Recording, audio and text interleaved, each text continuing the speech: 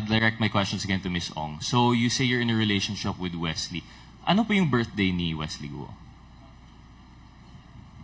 February 23. Feb 23? Yes po. That would peg him, what year po? 1990,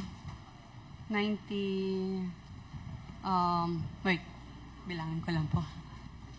As far as I understand, I've seen the picture of the passport and it said February 1. And it would be very curious po na Miss Ong wouldn't know the birthday of her boyfriend for 4 years na po. Tama po. But we'll confirm it later po naman, no? We don't have the data. Would you know po kung anong schools pinuntahan ni Wesley Guo? Boyfriend mo po of 4 years, hindi mo po alam kung anong schools pinuntahan niya?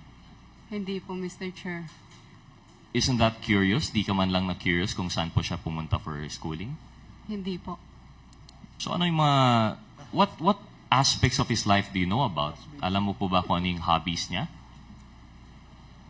Maglaro po. Maglaro. Yung hobby ng gumdam. Ng gam-gam. Parang robot. Robot. Yun lang po. And the nature of his work, are you familiar po? No po. Hindi rin. So, as supposedly a couple from 2020 or 2021, hindi mo po alam yung school niya, hindi mo po alam yung interest niya, and I'm pretty sure hindi mo alam yung birthday niya. So, that's what I'm trying to point out here, Mr. Chair. I do not believe in the story that Miss Guo and Miss Ong know each other through the brother.